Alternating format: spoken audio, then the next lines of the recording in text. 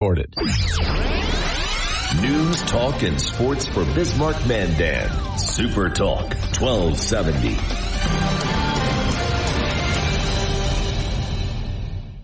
It's time for Talk of the Town on Super Talk 1270. Talk of the Town, brought to you by Big Boy. Just get in line. It moves fast. Benchmark Mortgage. Call Joe Sheehan, your mortgage planner, at 701-400-3926. Dakota Pharmacy and Dakota Natural Health Center. We're here to help you stay well. Trademark Realty. Peak Automotive and Service. And Silver Ranch. Good chilly Thursday morning. You're tuned to Talk of the Town on Super Talk 1270. I'm Steve Bakken. It's cold out there, so make sure you take care of your pets. Also, if you got to plug in that little cord, for younger folks, that little cord that's on the front of your vehicle, that's for a heater that kind of plugs in. It's kind of a good thing to have one of those. And it was chilly this morning. Kevin Oberlander, Dakota Pharmacy, Dakota Natural Health Center, joining us this morning. And Kevin, it's cold. Best thing we did in the last decade was build a heated garage. Yeah, heated garages are very good. Hey, I do want to wish you happy National Pharmacist Day a day early. Oh, that's thank you. Tomorrow. So, yep. Just happy National Pharmacist Day. Thank you.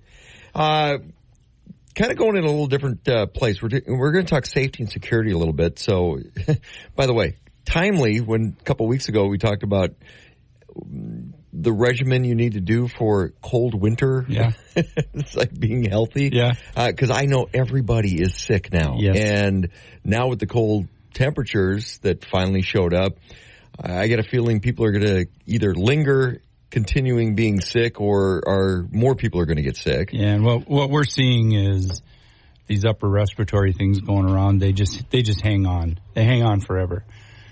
People come in for symptom relief, and we basically tell them you might cough for 2 months before you get everything worked out. So you have to be patient. Got to take care of yourself. Stay hydrated. It's important. Water. Right Water. Here. Yep. I broke my big water jug. Oh. It cracked. Oh. It was cold. Yeah, well. And this big, gallon and a half. Yeah. It was just like, it was like, why is everything all wet? Oh, crap. So one of the things I wanted to talk about, we've seen a lot of stories in the news lately. Actually, earlier this week, I saw 2 in one day. And I don't know if it's just getting more press now or it's a slow news and they're looking for stories. But wrong prescriptions in pill bottles. You know, people getting the wrong pills in or it'll say on the bottle that it's the prescription, but they'll have different pills that they don't recognize or different pills in the same bottle. Is there a reason it's more prevalent now, or is it just different reporting, or is it just the stories are popping up? Because you and I have talked in the past about, especially some of the big boxes, a lot of pressure, a lot of, it's stress, a lot of burnout in the pharmaceutical side of things from. Yeah. So what's going on? Well, I think the prevalence of medication errors is escalated in the last while.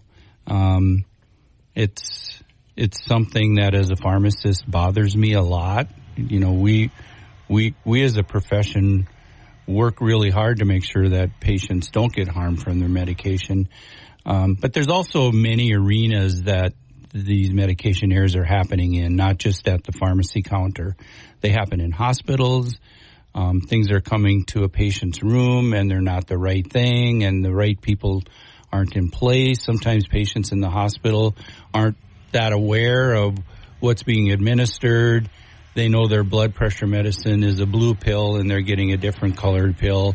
Whether it's a medication change or a generic change, there tends to be a fair amount of confusion.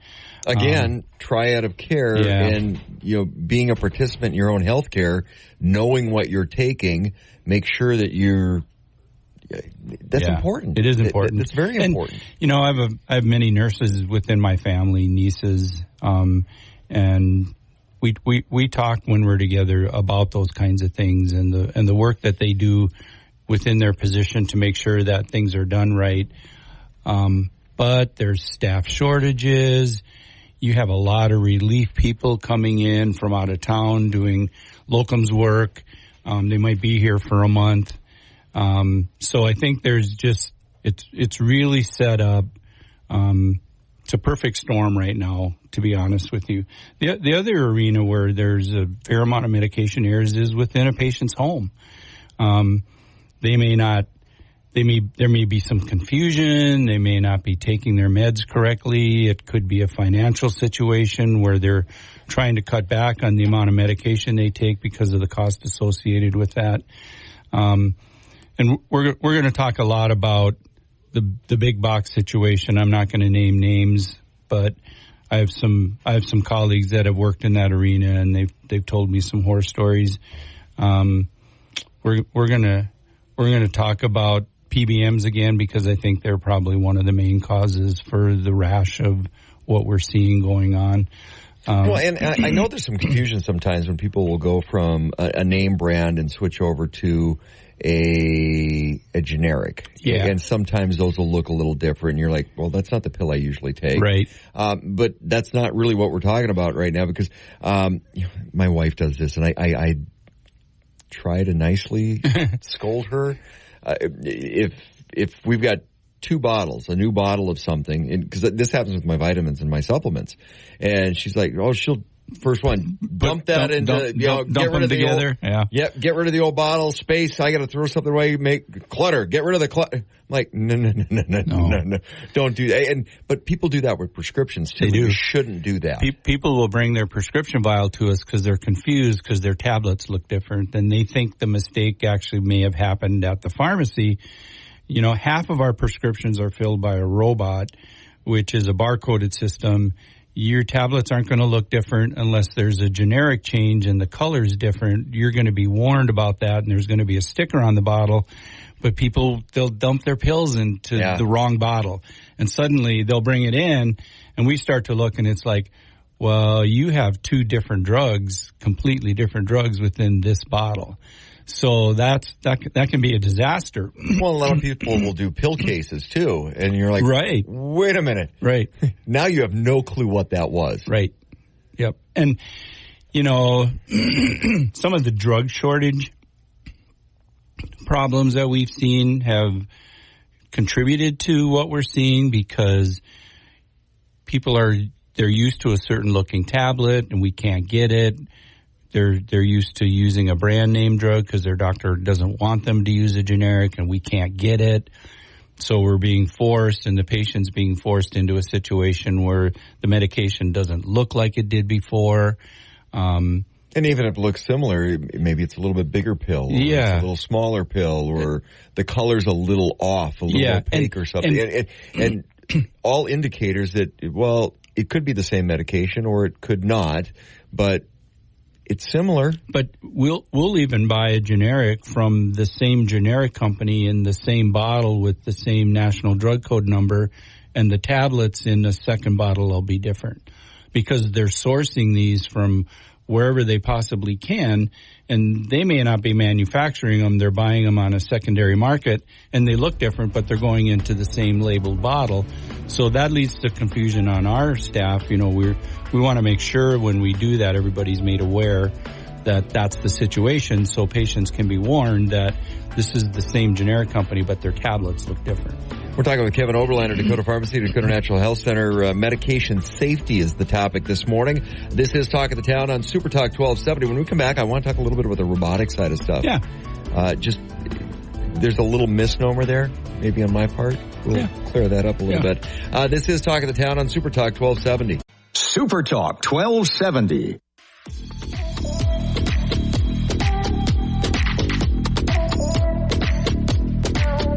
Welcome back to Talk of the Town on Super Talk 1270. You're tuned to Talk of the Town on Super Talk 1270. I'm Steve Bach, along with Kevin Oberlander, Dakota Pharmacy, Dakota Natural Health Center, downtown Bismarck's Corner Drugstore. And we're talking about medication security. So going into the break, I wanted to talk a little bit about robotics. So you as a pharmacist went to school for a long time to learn how to count pills. A little oversimplified, maybe a little bit? No. Okay, well, now you've got robotics that do a lot of prescription filling out there. Right. And I don't think people completely understand the robotic side, because we're also going to get into the mail order, because there's also mail order pill stuff, and we're going to get into some of that as well. But so robotics, and we hear about that in pharmacy and filling prescriptions, but what does it really mean? How does that work? Our robot, we think of it as a glorified printer. So before robotics, we would literally type up the directions on the label that would be printed. We would pull the bottle off the shelf, count it, put it in a bottle, put the label on it. Now, half of our prescriptions are filled by a robot. So the information goes into the robot. It literally grabs a vial, fills the vial, labels it, puts a cap on. So the error that's going to be made is if the pharmacist doesn't input the right information when he's typing in the prescription, or a technician that oftentimes does that. But somebody has to fill. So basically that robot, it's a bunch of bins of different medications. Called cells. Yeah, yes. Cells of medications. Yep. And the robot goes through and goes, okay, I need 10 of this and 2 of this and 5 of this. And so we don't do the daily packs. These are just prescription vials filled with a single drug. But now you're talking about the daily packs. So there's a lot of people that may be on a lot of different meds, and this has gotten big over the last several years. Yeah. The mail order side of things, where you can have your prescriptions filled in a pack. So here, you take this pack in the morning, or you take this pack at night. Yes. So you're not going through all these different prescription bottles. A lot of it started for people that have a lot of prescriptions. Right. Or in a situation where they're messing up their weekly pill pack because they're doing it themselves. So these prepackaged systems, Sunday, Monday, Tuesday pill bottles, which you shouldn't fill. So the prepackaged systems, I think, are okay. The problem lies when a medication changes.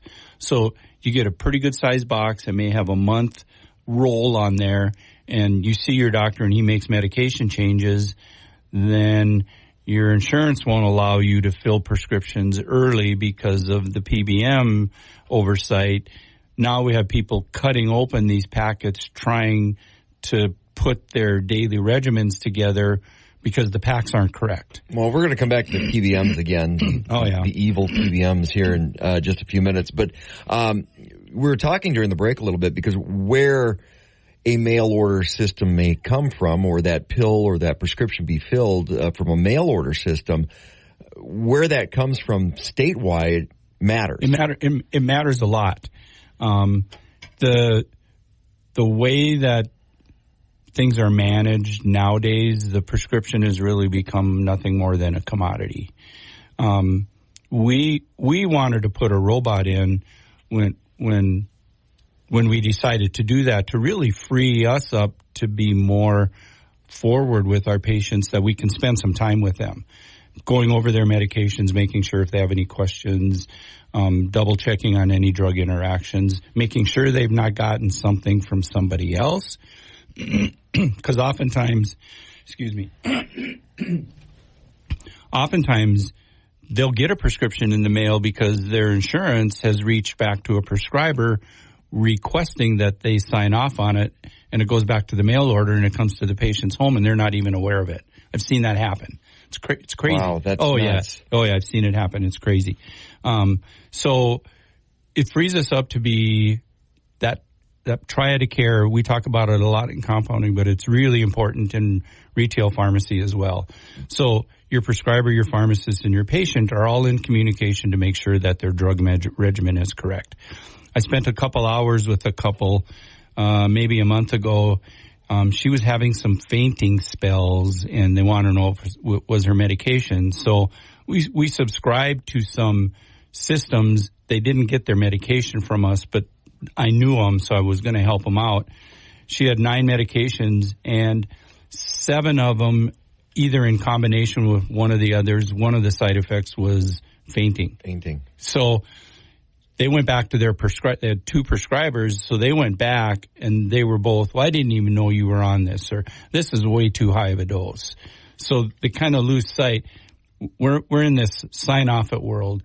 you get a request for a refill, you sign off, and it just electronically goes back to the and I've got a good primary, so they actually spend the time with you. But how many primary physicians nowadays, or you're talking about the locums that a lot of people wind up dealing with, they're not there to spend time. They don't know you. That's why you have to be that big advocate for yourself, that triad of care again.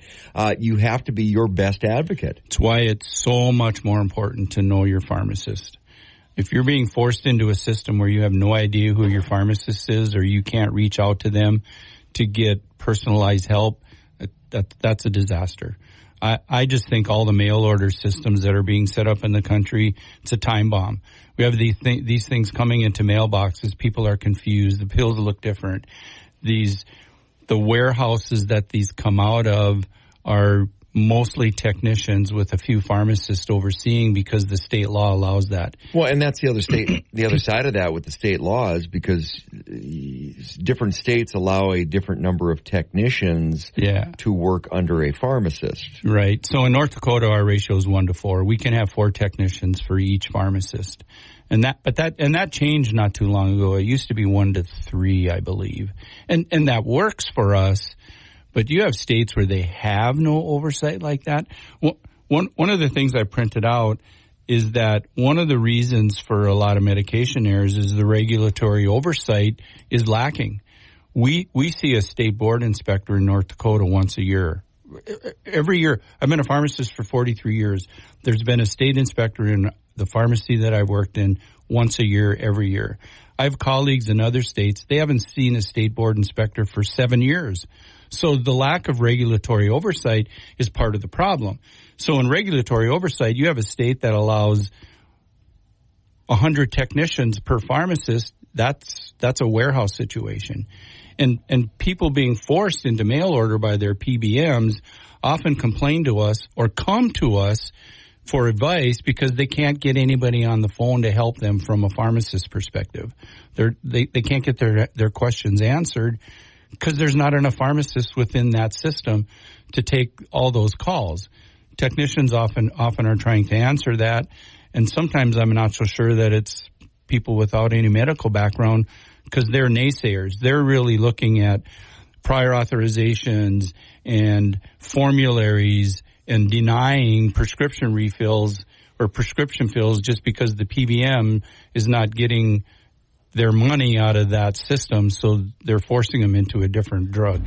Great place to take a break, because when I come back, I want to talk about the PBM side of that and how that plays into some of these warehouse situations or out of state or the mail order system, and why your local pharmacist is so important, a key cog in that triad of care we talk about all the time. This is Talk of the Town on Super Talk 1270. I'm Steve Bakken, along with Kevin Oberlander, Dakota Pharmacy, Dakota Natural Health Center, downtown Bismarck's Corner Drugstore. Super Talk 1270. Don't miss a Hannity Show. I know that there is a segment of society that would love a perpetual shutdown, and I guess we could live in a bubble, but who's going to build the bubble if everybody shuts down? Weekday afternoons starting at 2 on Super Talk 1270. Talk of the Town, brought to you by Big Boy. Just get in line. It moves fast. Benchmark Mortgage. Call Joe Sheehan, your mortgage planner, at 701-400-3926. Dakota Pharmacy and Dakota Natural Health Center. We're here to help you stay well. Trademark Realty, Peak Automotive and Service, and Silver Ranch. Welcome back to Talk of the Town on Super Talk 1270. You're tuned to Talk of the Town on Super Talk 1270. I'm Steve Bakken, along with Kevin Oberlander, Dakota Pharmacy and Dakota Natural Health Center, downtown Bismarck's Corner Drugstore. And we're talking about medication security, and most notably in the news lately. For some reason, I've been seeing a lot of stories popping up about wrong medications and pill bottles, and usually most of the time we're talking about pills in pill form, correct? Typically, tablets or capsules. So now we're going to get into the PBM side of this, because there's been a lot of work on the PBM side, and the PBMs have been, but we were just talking about the mail order side of stuff, and that's an area, mail order medications, that PBMs have really pushed for quite a while. Right, because they own the mail-order pharmacies. They own the mail-order pharmacies. Right. So, and 70 to 80% of our Medicare, Medicaid prescriptions are managed by 3 large PBMs. So they've cornered the market. They're funneling patients back into their mail order systems. Patients lose their right to choose. So just backing up a little bit, PBM stands for Pharmacy Benefits Manager. Right. So working with the insurance company, which we've had the discussion in the past. It actually started out as, hey, we're going to help simplify the process. Right. They were put in place to strictly adjudicate claims for insurance companies to take away that paperwork, but they have since built this world where they're managing the dollars associated with prescription drugs. OMB in Washington estimates that the benefits managers keep about 40% of the dollars generated by a prescription. So if a prescription's adjudicated at $10 and they make $4, you don't think they want that to be $100? Yeah. I guarantee you the main reason for the cost of drugs in this country right now are PBMs. And I'm going to blame them for the rash of increase in medication errors as well. So a lot of people go to Mexico or out of country, Canada, especially here. We've heard a lot about buses of elderly folks going up to get their medications in Canada. Canada doesn't work on the same system. No, they don't. And they're hence the cheaper cost. With our open world now, people are getting their prescriptions outside of the model that a pharmacy like ours operates in. So we have pedigrees in place where if there's an issue, we can follow that all the way back to where the drug originates, right back to the manufacturer, which oftentimes is in a foreign country. But there's systems out there that are bypassing that. People are ordering their medications in a system that doesn't have the regulatory oversight, and the National Boards of Pharmacies tells us their number one complaint and concern in the country right now is fentanyl, including prescription drugs being bought by people in a cost-saving attempt because drugs are so expensive, and these are outside of the regulatory eyes, and these drugs are laced with fentanyl. I'm not kidding you. People are getting their blood pressure and cholesterol drugs, to name a couple, and they're purposefully laced with fentanyl, and the patient has no idea. Suddenly they don't feel good. Suddenly they're sick, and it's the drugs that they're buying on the internet that are outside of the oversight system that a pharmacy like ours abides by. We're talking with Kevin Oberlander, Dakota Pharmacy, Dakota National Health Center, concerning medication security and medication, making sure that you're taking the proper medication. You mentioned, we were talking during the break again, and you mentioned a financial number of wrong medications, and it was sizable. The U.S. spends over $40 billion each year for patients that have been impacted by medical errors.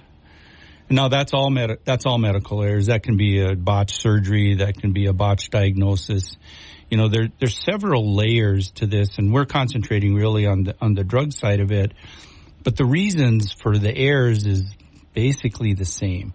It's high volume, it's inexperienced staff, it's turnover, it's lack of policy enforcement, it's medically complex patients and complex drug regimens that really don't have somebody that looks at it like we do.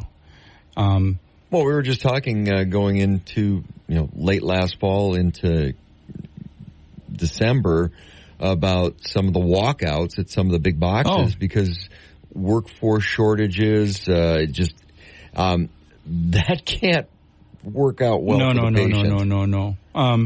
So one of my favorite publications, and I've subscribed to it for many years, is called Pharmacist Activist. It's a newsletter monthly put out by Dr. Daniel Hussauer, he was a pharmacy professor, so he comes from academia, but he's very, very in tune to the quality of pharmacy care that is put out by independently owned mom and pop store pharmacies. So when he retired and started writing his newsletter, that was his focus. And he's beat up on the big box stores. Chaos, and this big box store is causing a dramatic increase. He literally called for one of the big box stores to close their doors just after COVID because one of their pharmacists complained about not feeling well at work. And when she asked her supervisor to let her go to the walk-in clinic, he denied her that. If she left, she would lose her job. He wasn't a pharmacist. He was just an administrator. She keeled over and died while she was working because he denied her the ability to go to a walk-in clinic. Dr. Hussauer demanded that they close their doors. Now, you probably can't close a 15,000 store chain in the country, but there has to be some ramifications for the policies that are in place. I have a friend that worked at one of these. I went to pharmacy school with him. He's since retired. He worked in the Chicago area, and he literally would tell us stories, because we go pheasant hunting together, of the red light on their computer blinking when they're behind on their quota. And it blinks faster the farther behind you get, and then a family walks in and wants their flu shots, and he's supposed to break down what he's doing to administer flu shots, which just puts him that much more behind. And if he doesn't fill his quota in his work time with just himself and maybe one technician, so it's almost impossible to do anyway, he's penalized. He's penalized monetarily. That is wrong. That Dr. Hussauer says that is the worst thing that pharmacists are dealing with right now, is the demand from administration to put out high volume numbers of prescriptions without proper care. So that brings up a question then. Why would somebody work in that environment? Well, sometimes that's the job. Sometimes that's the only job they have. There's 22,000 independent pharmacies in the country, but we maybe not be able to pay as well as a big box store because they own all the prescription drugs. By the time he gets dinged with all the... Yeah.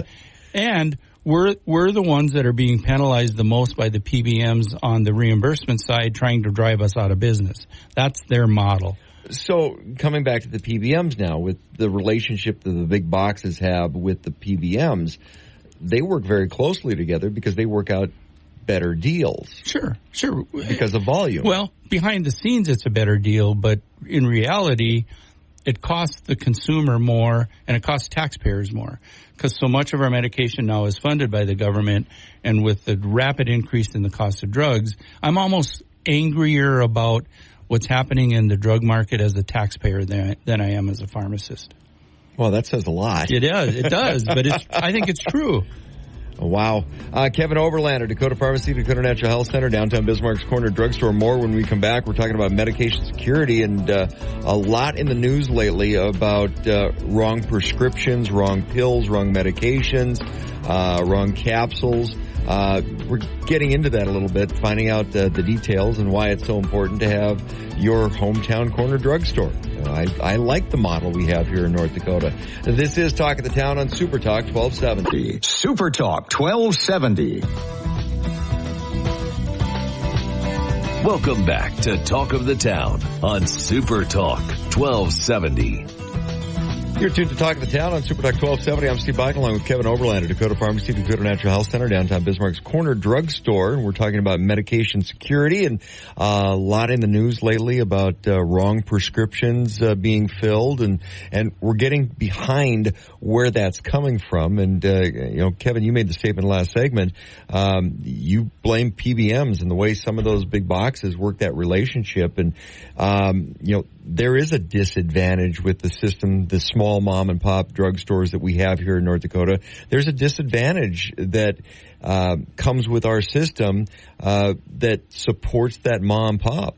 Yeah, and I told you this during the break. One of the pharmacists that worked for us for a short period of time, he left the state, went to work in a clinic hospital setting, and wanted to get back. In the interim, he worked for a big box store because he needed a job, of course. And when he got back here, he lasted 2 weeks in this facility, and he told me he was filling 400 to 500 prescriptions a day with one technician. And the law in his state required him to consult every new patient or new prescription needed a pharmacist consult to go over their medication, answer any questions. He said in the 2 weeks that he did this, and he worked 14 straight days before he quit, 400 or 500 prescriptions a day. He said, guess how many consults I did? 0. Wow. 0. Now, required by state law. Required by law. So they put these systems in place where the patients are signing for their prescription, and behind the scenes, it's either I was consulted or I denied the consultation. So they fix the game to the detriment of the patients that's getting the care that they're not getting. So patients really need to know that they are required to receive this care. I found a Consumer Reports pharmacy buying guide when I was doing research for the show today. Before you get into that, bottom line, coming back, because it comes up every so often about opening up North Dakota for, hey, get rid of the ownership law. Get rid of the ownership law. Yeah. Careful what you ask for. You got to look behind that a little bit more. When I go to pharmacy meetings and I tell them I'm from North Dakota, it's like, you guys know how to do pharmacy. Nobody else does, because we're the only state that has it. And we'll fight to keep it. I mean, I'll fight to death to keep it, because it's not what's right for me, it's what's right for the patient. Patients get, when you're in a small town and you have a small town pharmacy, or you have a telepharmacy where you get to see that pharmacist by telemedicine, which North Dakota was the pilot program for that, you're getting better care than anybody else in the country, I guarantee you. And Consumer Reports, I found a Consumer Report pharmacy buying guide for the in preparation. They surveyed 80,000 of their members, and without question, people prefer the mom and pop independent community pharmacy for their care. But that choice is being taken away from them, and they're being forced into these high volume mail order systems, big box stores who own the insurance. Caremark is owned by a big box store. I said I wasn't going to name names, but I'll name Caremark. They're owned by a big box store, and if you think about it, you'll know who it is. They own that insurance company. So you don't think that they're funneling those prescriptions back to themselves. They're paying themselves more than they're paying anybody else. That's why the big box stores don't get along. Their insurance plans don't agree with each other. So people are denied access to somebody that might be close to them because their insurance is owned by a different big box store. So they don't contract with them. So again, patients really lose their ability to make that decision. NCPA is our national pharmacy group. There's 22,000 independent pharmacies. Doug Hoy is the president and CEO. I know Doug. And he put out a quote recently: the people behind the counter who run these pharmacies and own these stores, it's what they believe, providing stellar customer service. It's part of our DNA. That's the pharmacy that I grew up next to. It was an independent pharmacy in Mott who took care of his patients. He knew his patients. People oftentimes come to us because they know us. We've developed a relationship with them. They trust us. And they're angry when their plan then says you can't go to Dakota Pharmacy anymore. You have to use this mail order system or your copay is more. And they have a right to be angry. And they need to reach out to their legislators to express that anger so that this monstrous misplaced medical system we're dealing with hopefully can be fixed. So we got a couple minutes, and I want to get into this because you and I were talking about this during the break as well, with what's going on with some of the hearings in Washington, D.C., trying to fix the system. And a lot of that push is coming from rural states like North Dakota, Montana, South Dakota, Wyoming, those rural states with rural populations. They're starting to push back a little bit against the PBMs. But even California fired the state Medicaid program in California fired their PBM because they figured out they were being billed for billions and billions of dollars. They decided to do it themselves. So they're going to manage the dollars themselves and garner the rebates from the drug manufacturers because that's the system we live in, but that comes back to the provider. It doesn't go to the PBM. So it's there. I watched a video yesterday because there's a House bill that was passed. There's a couple Senate bills at the federal level looking at PBMs and the need for transparency. And there's thoughts that they've skewed the language of the laws that were originally written that put them in charge. There's a bunch of lawsuits going on, but we need our legislators to really step up and vote for these transparency laws so that this is their system that they put in place. And again, as a taxpayer, I want them to be able to look at where those dollars are going and the fact that they're not coming back to the provider, which is now in a large instance, the federal government is funding these prescriptions, and PBMs are saying... Which is our tax dollars. It's our tax dollars. PBMs are saying, well, we're giving all of this money back to you because we're getting all these rebates, but they don't open their books. They're non-transparent. I think they're lying, and our legislators need to see this. Yeah, we're giving you money back, pennies on the dollar, right. What we're keeping. Yeah, exactly. It's such a racket. It is. Important to keep an eye on what's going on in Washington, D.C. with some of the pushback against the PBMs, some of the hearings that have been taking place. Gives you a little hope, I guess. It does. But again, to me, it really comes back to patient care and patients getting the quality care they deserve. And you need to be involved, that triad of care. Kevin, thanks for coming in. Kevin Oberlander, Dakota Pharmacy, Dakota Natural Health Center, downtown Bismarck's Corner Drugstore on Super Talk 1270.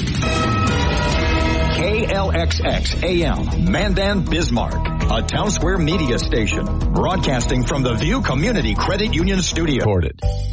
Take us wherever you go. Download the free Super Talk 1270 app in the App Store or Google Play today.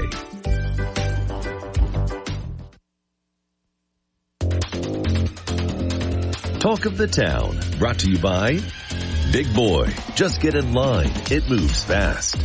Benchmark Mortgage. Call Joe Sheehan, your mortgage planner, at 701-400-3926. Dakota Pharmacy and Dakota Natural Health Center. We're here to help you stay well. Trademark Realty, Peak Automotive and Service, and Silver Ranch. Welcome back to Talk of the Town on Super Talk 1270.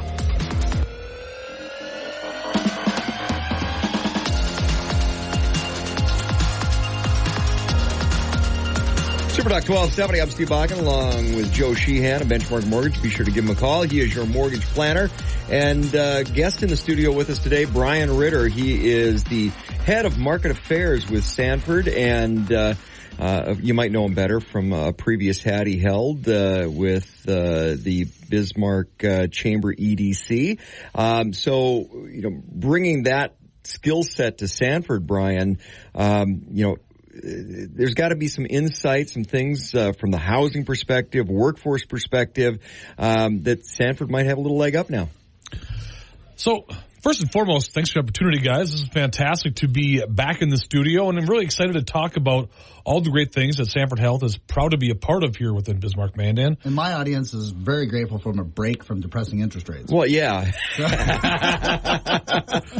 Well, fortunately, we'll have none of that. We're not going to save the last segment for Brian's dad jokes. We promised that. I was told something else before I got in the studio, okay, guys. Okay, fine. The last segment will be Brian's dad jokes. We can do that. I've got plenty of those. But to the point that Steve and Joe have just brought up about what Sanford is doing here in Bismarck Mandan, I think it's important to note that first and foremost, within North Dakota, the state of North Dakota, Sanford Health is the single largest employer. When you look at the presence that Sanford has within Fargo, within here in Bismarck Mandan, Dickinson, Minot, all over the state, we are the state's largest employer.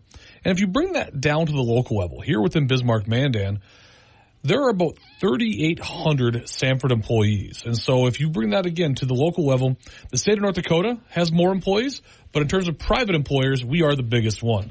And when you think about all that entails, running a healthcare facility the size that we do here, not only within Bismarck Mandan, but with our presence in Dickinson, our presence in Minot, we've got skill sets that range all the way from, call those entry-level skill sets, right? Things that might require a high school diploma, a college degree, all the way up to literal brain surgeons, right? And so that carries a lot of responsibility. We have a large responsibility to our community as being the largest employer. What it also means is that we're constantly searching for talent. I think Steve and Joe both know this very well.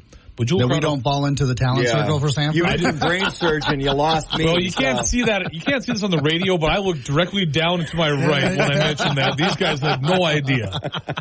But when you think about what that means, when you're trying to constantly keep a labor force of close to 4,000 people, you have to get pretty creative. You have to be willing to change how you attract and how you retain talent, because let's face it, guys, right now, this is a job seekers market.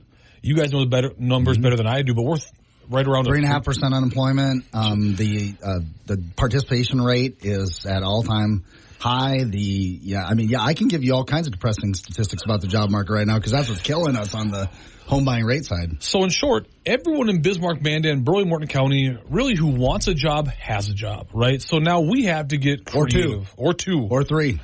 And now we're going to have to figure out, all right, so how are we going to find people? How are we going to position ourselves as an employer of choice? So we've really gone about it in two different ways. The first is, I think what we all want to do is we want to grow our own, right? We want to find people here within Bismarck, Mandan, young people who want to enter the job market. They want to have a job here in Bismarck, Mandan.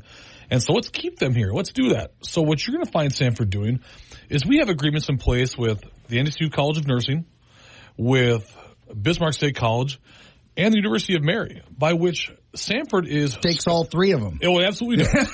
And you're still short. Absolutely we are. And so what we're trying to do is we have scholarship agreements. We have agreements in place with all three of those institutions, where if students are willing to commit and go to those programs and become registered nurses, because that's where we have a huge need, and they're willing to go through those educational processes, again, at BSC, University of Mary, or the Institute College of Nursing, go through that program, and then commit to coming to work at Sanford for 3 years, we're going to pay for that education.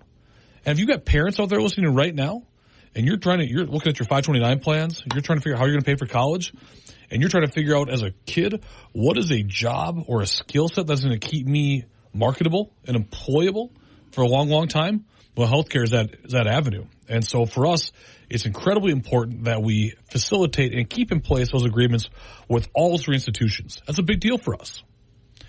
Now, you're going to say, all right, just like Joe mentioned, or I think it was maybe even Steve, you take all the people, let's say you look at all the high school graduates in North Dakota right now, and let's say you got all those kids in.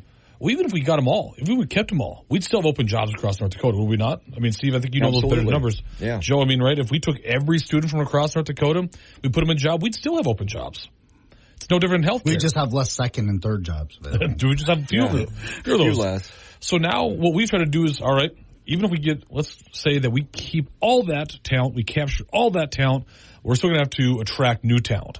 And so one thing that we're doing right now is, for the last year or so, we have gone through a process by which we have started to recruit internationally trained nurses. And so we go through a process. We have a third-party consultant we work with to identify talent all over the world. And these folks have to pass all the same tests that a registered nurse in the United States does. They have to pass an English proficiency exam. They have to go through all the same processes and procedures to become licensed and to become proficient. And then some. And then some, actually. Or as anyone else would hear. So then we work through that process, and we bring them to our community. And through the EB3 visa program, these are all legal immigrants, obviously. They go through the same processes. They come here, and bringing that talent, I will tell you right now, in the first year or so of this program, we've brought close to 100 of these nurses from around the world to our community. Half of those nurses have come with spouses. A third of them have brought families along with them, and they are helping us. And some of them come with spouses who are also nurses. And that's exactly it. We're finding that trailing spouse, no matter whether you attract them from or you recruit them from Kenya or Nepal or the Philippines, we want everybody. We need everyone in this labor force. And again, they're going through the same processes. They're passing the same tests. They're doing all the same things. We're just having to broaden that reach. And the program has been incredibly successful. We've got close to 100 of those nurses already in the first year. They're bringing, again, spouses and families along with them. And it has helped us fill gaps, to fill open jobs, and to keep departments running and fully staffed that were a challenge in the past. The good news, too, I put out a feeler to Joe Coy so that, if that comedy thing doesn't work out for him, his mom would be really happy to see him come to work for Sanford as a nurse in Bismarck, North Dakota. So, to the earlier question, and it's a long answer to a very short question, and I get that, but for us to remain that employer of choice. For us to attract that talent, to retain that talent, these are some of the steps that we're taking. You're tuned to Talk the Town on Super Talk 1270. I'm Steve Bike along with Joe Sheehan, your mortgage planner over Benchmark Mortgage. Give him a call, 701-400-3926. Also, we're talking with Brian Ritter from Sanford. This is Talk of the Town on Super Talk 1270. Super Talk 1270.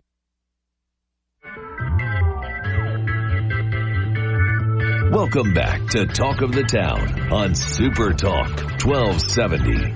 You're tuned to Talk of the Town on Super Talk 1270. I'm Steve Bach along with Joe Sheehan. He is your mortgage planner over Benchmark Mortgage. Give him a call at 701-400-3926. We're talking with Brian Ritter from Sanford Health.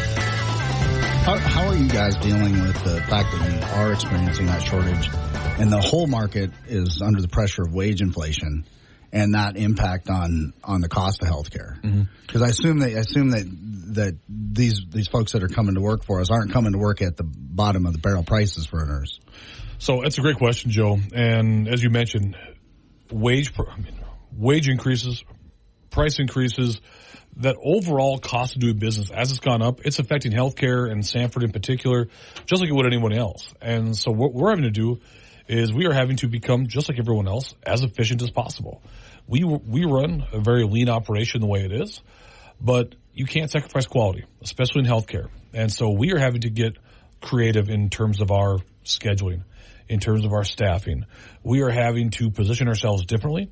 We're having to find places where we can supplement resources, borrow resources. And I can tell you firsthand, when you look at our quality metrics, those scores that we look at each and every quarter, we're successful. We're staffing. Our quality scores are increasing. We're now a 4-star hospital. We're this close to a 5-star hospital. We're incredibly proud of that. But again, it's not without effort. It takes time and it takes effort. So you mentioned the recruiting side of things and bringing in outside talent, not only from around the country but around the world to North Dakota and South Dakota. And what does that look like from a competition perspective? Because Sanford's not the only healthcare provider out there. You are fighting for the same market share from an employee perspective. I assume Minneapolis. Absolutely. What does that look like with some of the other healthcare providers out there? So to Steve's question, you're exactly right. This is an incredibly competitive market, and you're not just competing here in Bismarck Mandan. When you think about physicians, for example, we're competing with physicians across the entire country. And so really what that means for us is, yes, we have to get more creative on compensation, on scheduling. We're having to become more competitive in our facilities and how those things look. That's the first step. That's the micro level. But conversation that the three of us had in the past is, what else can you do to make sure that Bismarck Mandan is that place where people want to be, right? It's one thing to become an employer of choice, but what can we do to become a community of choice? Because again, if we're going to compete with larger health systems all over the country, well, it's not just going to be about the money. It's not just going to be about the patients. You're going to have those things. We have to make sure this is the place where they want to be long term. And so for us, that's why it's so important to support a lot of the community efforts, a lot of things that make Bismarck Mandan unique. I'll use the North Dakota's Gateway to Science Center. I think all of our listeners are familiar. Gateway to Science for years and years, which is a small building on BSC's campus. In the last year, they've opened up a brand new $20 million plus facility. In the first few months of operation, that's about 55,000 visitors. That's an asset that nobody else has, right? And we want to make sure that we support those things. And we did. We sponsored one of the exhibits. When you think about the other amenities across Bismarck Mandan, people aren't going to come here because we have 2 Applebee's. And I love Applebee's, for example. Right? By the way, that's not a knock on them. But those chain restaurants... It's not a destination, though. But those chain restaurants, they're not unique to Bismarck Mandan. We want to make sure that we're supporting things that are unique to this community. So all the way back to Steve's original question, how are we going to compete? We have to compete by not only supporting those things internally that we can control, supporting those things at a community level that are going to keep Bismarck Mandan a vibrant, growing place. Make sure that the community is the destination. Clearly. So as those roles integrate for you as your new role at Sanford and being a part of the Sanford team, and your old role in the EDC, what does Bismarck still need to really help Sanford compete for those to win those? It's a great question, Joe, and I'm going to answer it in a very broad way. We need more, right? We just need more of everything. I'm going to focus on our educational system, for example. We're strong supporters of Bismarck State College, United Tribes, as well as University of Mary. If you take those three institutions, for example, you put them together, we probably have about 8,000 college students, right? There's about 8,000 students if you look at fall enrollments for all three institutions combined. Well, we want to do everything we possibly can to support those institutions so they can get more students, so we can hopefully fill more open jobs. Those are the types of things, again, at that one particular level. Let's take it down to now K-12. All right. So if put yourselves in the shoes of someone who's being recruited by a healthcare system, whether it's in North Dakota, and maybe you've got an offer in Minnesota or somewhere else. I've got a family. All right. So I'm going to look at the community. I want to see what it looks like. I want to see what the housing market looks like, but then I want to see where my kids are going to go to school. Look around Bismarck and Mandan, and Steve knows numbers better than I do. We've passed about $120 million in bond issues over the last 5 to 7 years. We're constructing a new Mandan High School, new Lakewood Elementary in Mandan, Elk Ridge in Bismarck, Silver Ranch in Bismarck. Those investments, we need more of those investments. That's what's going to take, Joe. I mean, we could sit here and name examples all day. It's just going to take more. And fortunately, our community so far has been willing to support that. And Sanford Health wants to support that as well. And the community does have room to grow, too. That's the big part of that is some communities you wind up getting into a ceiling situation. And that's not the case in the Bismarck-Mandan area. And remember this, and something that, Joe, I think you talk about a lot in your show, and we've talked about in the past, is that Bismarck-Mandan doesn't operate in a vacuum. There's about 135,000 people within this Bismarck-Mandan metro area. But Sanford Health doesn't just serve those 135,000 people. As we've talked a lot, right? Bismarck-Mandan is a regional economy. And so whether you're in the housing market, whether you're in healthcare, whether you are in energy, whether you're a retailer, whether you're the Bismarck Airport, for example, you draw a circle. I'm looking at a map right here in the wall. If you drew a circle around Bismarck-Mandan, essentially you could probably go, 150 to 200 miles in different directions? Actually, you can go all the way up to, even Glasgow is closer to Bismarck than it is to Billings, which is the next major regional medical center in Montana. And that's the key word right there. We've talked about it a million times, right? Bismarck-Mandan is a regional economy. Yep, we've had that conversation ad nauseum. Bismarck-Mandan is a regional medical center. At its core, it's the medical side of things because people that come here for their medical care, they come here for everything else as well. If you're going to drive 3 hours to Bismarck, you're also going to spend time going to stores and restaurants and other amenities within the community. So that all feeds into the local economy. So absolutely it does. And again, that's the reason where I use the example of North Dakota's Gateway to Science. That was one project, one of those unique amenities we were happy to support. I just got done talking about K-12 education. Sanford Health is a tremendous supporter of both Mandan and Bismarck Public Schools. We've made contributions to the new Mandan High School. We've made contributions to the Sanford Sports Complex over at Legacy High School. And we do those things because of everything we just talked about. We want to make sure we're supporting the very amenities and the very facilities that make Bismarck-Mandan unique, because in a competition for talent, that's what's going to take to win. So tell me a little bit. Let's back up to something you said. We're 4-star almost. We're on our way to a 5-star. What does that mean? What does a 4-star versus 5-star facility mean? It's a great question, Joe. And so if you go back about 10 years ago, when Med Center 1 became Sanford, we really started a journey in terms of just improving our overall quality. We have been blessed in Bismarck-Mandan, as both of you and all of our listeners know, to have tremendous health care in Bismarck-Mandan for a long, long time. It's not just Sanford Health. We've got great partners. We've got great competitors that make this an incredible community. We needed to start a journey to improve our overall quality as well. And so if you look over those last 10 years or so, Sanford's invested more than $100 million in facilities just in Bismarck-Mandan. And you can look all over the community and see the blue lights and the signs, right? That's part of it. The first thing we needed to do was improve our access. We did that with more facilities. And in fact, we're now in the process of adding 36 more beds to the hospital in downtown Bismarck.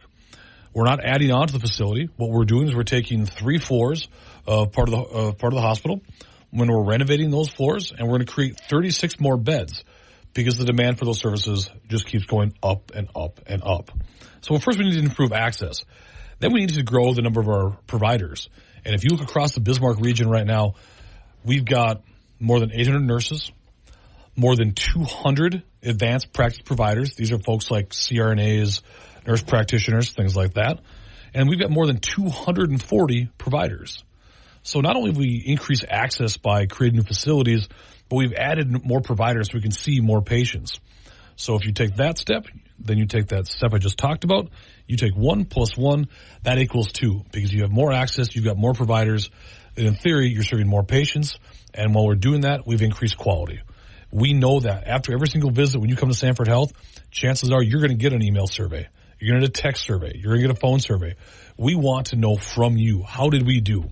Because every single conversation I've been a part of at Sanford starts and stops with how is this best for the patient? Whatever it is, starts and stops with that one question.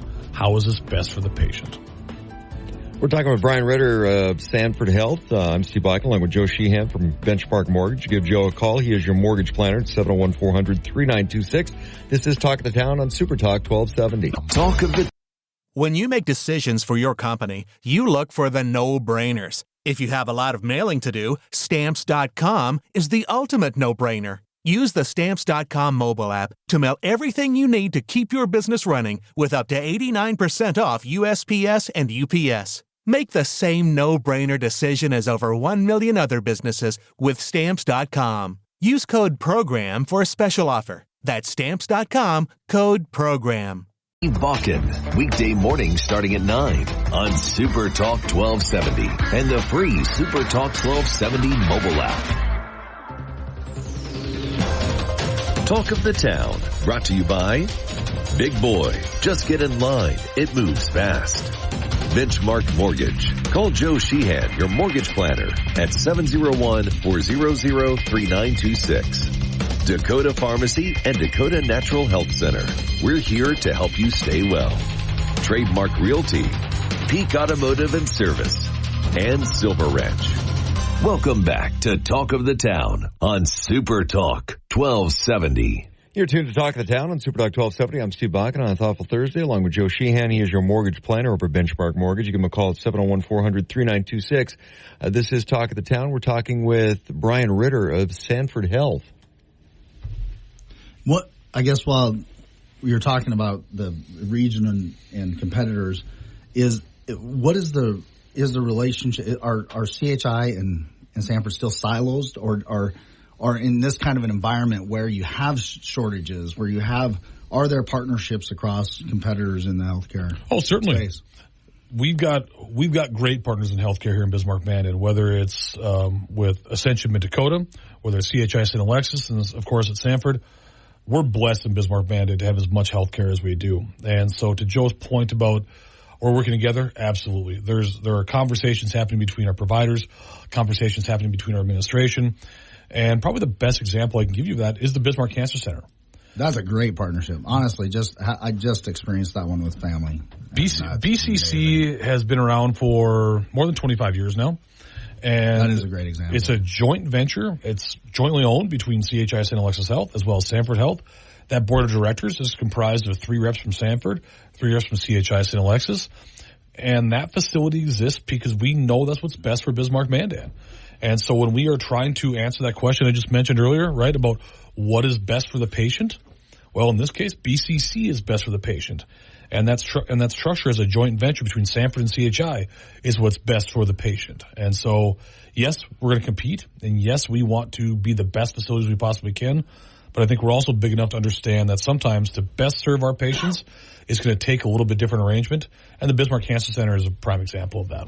You mentioned adding 36 beds onto Sanford, and I don't think people really realized until after COVID, because we started hearing about the number of beds available and at capacity or over capacity, and not being able to take patients, and patients having to go to Fargo, for example.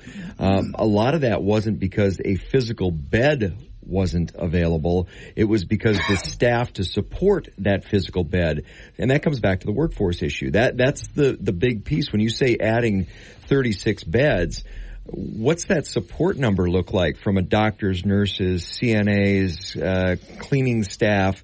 There's a lot of jobs there. Absolutely. And Steve raises a good point that I didn't touch on this earlier, but if you talk about that issue of capacity, we are always going to be able to support and to serve Bismarck, Mandan, and the surrounding area. We've staffed appropriately. We've increased access. We've increased staffing. We feel very good about where we're at. But we know that Bismarck, Mandan is not just going to stay this size, right? I mean, Steve and Joe and I have been in Bismarck for a long time. If you look over the last 20 years, again, I always use a stat. If you go back to the year 2000, we just crossed over. We're about $1 billion economy, about 100,000 in population. Fast forward to today, we're 135,000 in population. We're probably a little over a $2 billion economy now. That's a lot of growth. And so back to Steve's question, you take that into account the last 20 years, you look ahead now 20 years, that's why we're adding beds. Those 36 beds are a big deal because we're going to be able to serve more patients. But then along with that, we are going to have to hire more RNs. Well, that's why I go back to the strategy we talked about earlier, right? Growing our own through partnerships with Mary and BSC, United Tribes.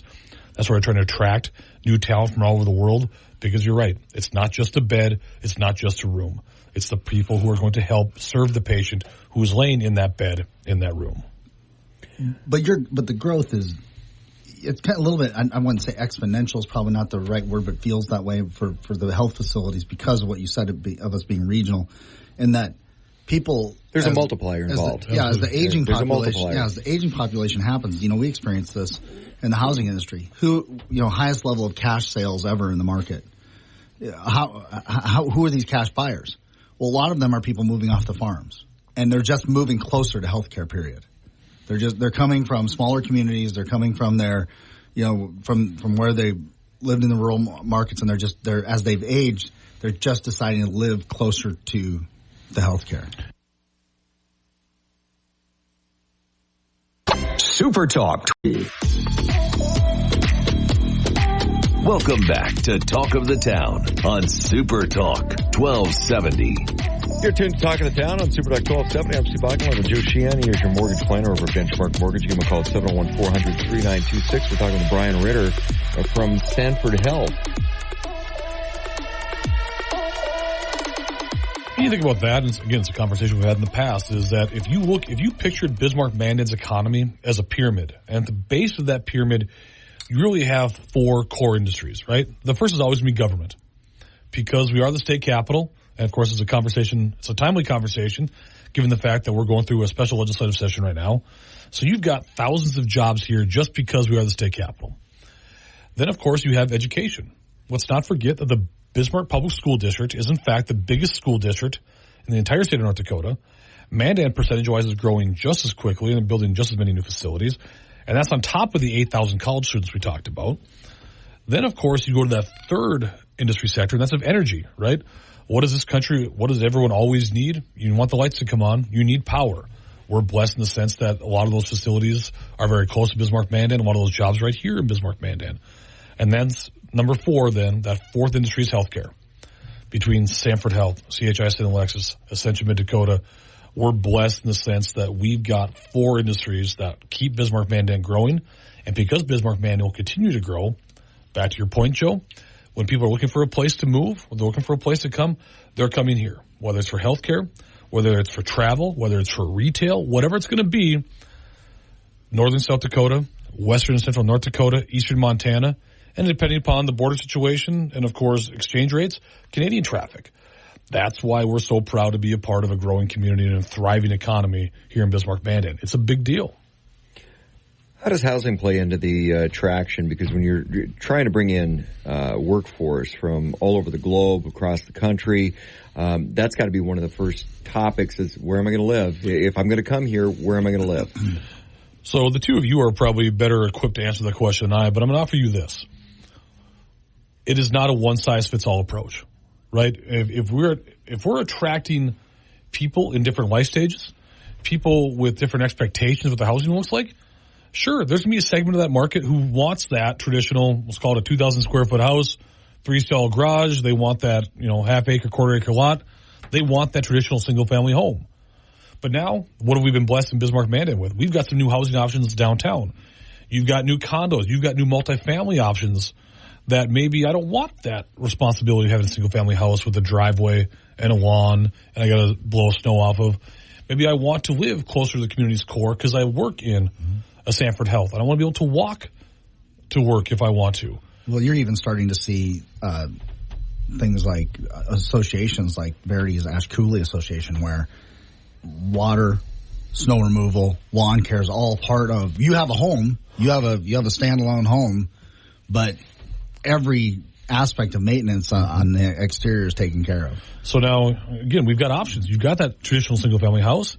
Now you've got that closer to the core living. You've got those multifamily options. You've got that rural experience, that rural residential experience that a lot of people in Bismarck, Mandan, Burley-Morton County want. So to answer Steve's question about how does housing impact our ability to retain and recruit talent, it's a big deal, and it's a big part of it.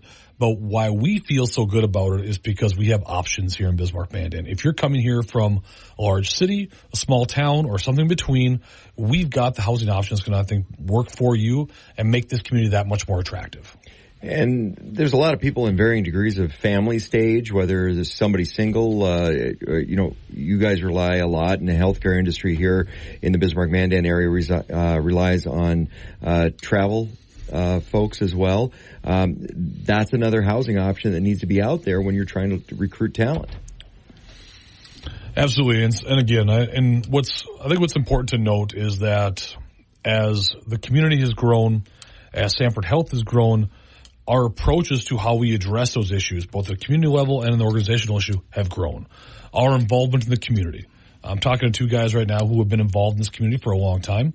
We take that role very seriously. And so as we talk about issues impacting Bismarck Mandan right now, whether it is education, we've obviously shown our commitment, and we continue to show our commitment to helping fund educational ventures. If we want to talk about homelessness, right? Homelessness is an issue across Bismarck Mandan right now. As we grow, people are coming to this community. We take that role very seriously. We've definitely engaged in conversations on both sides of the river about homelessness, its impact on our facilities, our emergency department in particular. We want to make sure that we're addressing that. When it comes to the issue of new Americans, again, we've brought in 100 nurses from around the country, trained internationally, go through that same EB3 visa process. We want to make sure we're an active part of those discussions because, again, we take our role and our responsibility very seriously, and we know those issues are changing, and that's okay. That's a good thing. But Sanford's going to be a part of those conversations no matter what.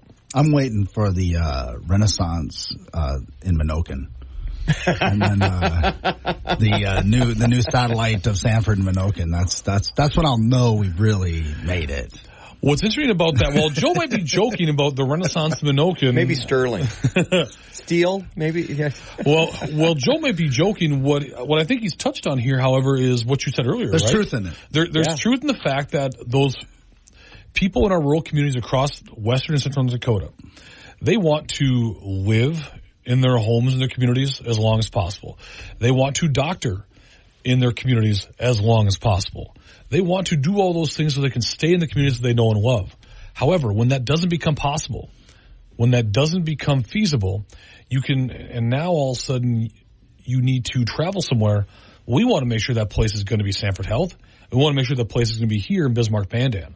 We want to make sure that as they search for those next housing options or those next healthcare options, and if it's not available in Minokan or Steele or somewhere out in the oil patch or somewhere in eastern Montana or northern South Dakota, where do you want to be? You want to come to that community of choice, and you want to come to that employer and the provider of choice, which hopefully is Sanford Health.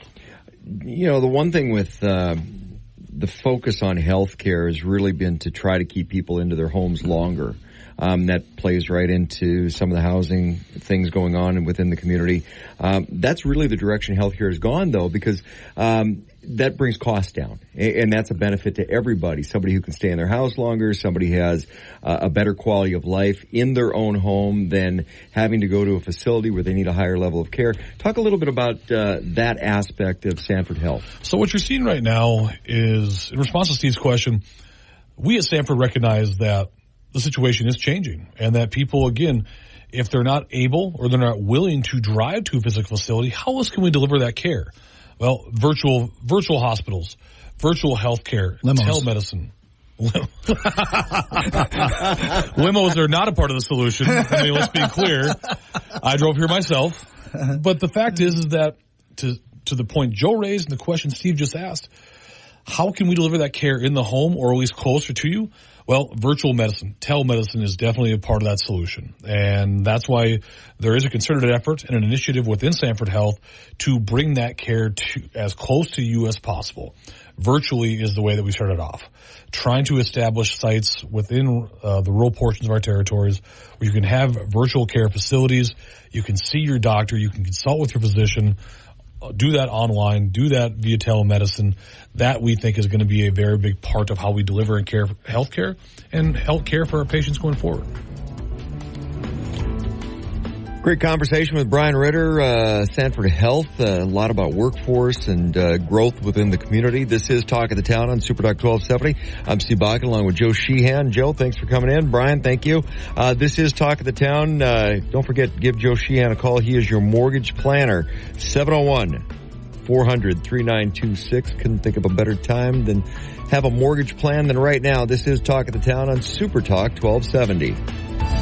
This is Outdoor Issues with Neil Roberts and North Dakota Game and Fish Outreach Biologist Greg Gullickson. With the majority of the North Dakota hunting seasons now in the books, a lot to look back on. Greg, I know your department is constantly scrutinizing how to make things better or needed adjustments and so on. What observations caused you to take notice? You're right, Neil. For the majority of us hunters, Sunday, January 7th, marked the end of the upland season, the North Dakota archery season, and the game fish is constantly looking at ways to improve the season. And just from my eyes, what I seen, I hunt a lot in central North Dakota. Our deer populations weren't hurt near as much as folks a little bit farther east. Definitely habitat on the landscape plays a major impact. We did have a lot of good duck reproduction. I am really surprised in central and even southwestern North Dakota, the amount of upland game that we had out there. Our pheasant season was actually really good. We're still finding pretty good pockets of deer, and I know right in my own backyard, I was really surprised when the doe that usually hangs out had twins last year. So really good to see that. A great season out there. A lot of great opportunities, beginning with that deer archery opener earlier in August, that time when we're out there swatting mosquitoes, all the way up till I finally filled my deer archery tag on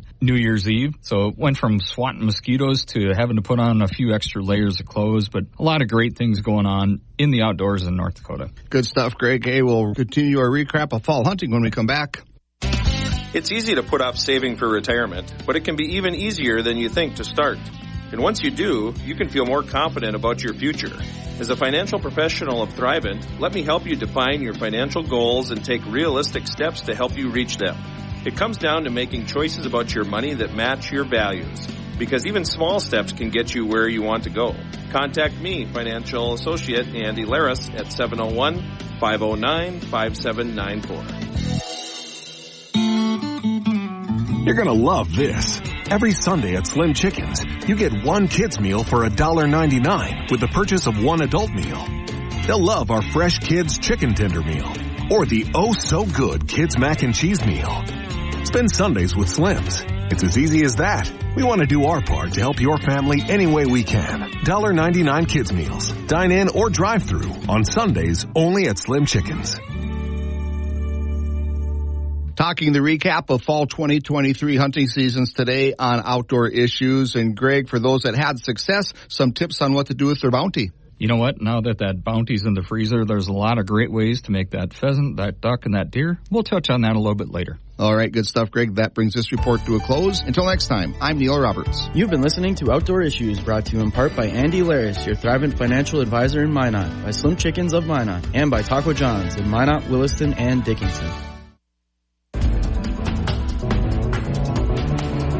This is the Pet Minute. I'm Steve Dale with animal news from around the world. Next, Beringer Ingelheim Animal Health wants you to know that your dog can be at risk of heart disease. By screening for a heart murmur, abnormal heart rhythm, or heart enlargement, your veterinarian will be able to diagnose and possibly treat these signs earlier. There are medications that can help delay the onset of congestive heart failure or manage the symptoms of heart failure once diagnosed. Talk with your veterinarian to see if your dog is at risk and schedule that ever-important annual exam. Early detection is best. When threatened, pufferfish puff up into a ball to appear larger and spines protrude. If that's not enough to deter enemies, they release a neurotoxin potent enough to kill a person. However, young male dolphins toss pufferfish like a volleyball back and forth, and to control just the right amount of neurotoxin to escape, and they get high. No wonder they keep at it. For the Pet Minute, I'm Steve Dale. This has been Talk of the Town on Super Talk 1270 on Thoughtful Thursday. Finally Friday coming up tomorrow. In the meantime, stay warm. It's going to be a little chillier tomorrow morning. We'll have all the details on Super Talk 1270. KLXX AM, Mandan, Bismarck, a Town Square media station, broadcasting from the View Community Credit Union Studio. Hey guys, time to get in on the action for the biggest moments in basketball with Prize Picks, America's #1 fantasy sports app. Just select 2 or more players, pick more or less on their projections, place your entry, and win up to 100 times your money. Right now, Prize Picks will match your first deposit of up to $100. Just download the Prize Picks app and use the code GET100. That's code GET100 on Prize Picks for a first deposit match of up to $100. Prize Picks. Pick more. Pick less. It's that easy.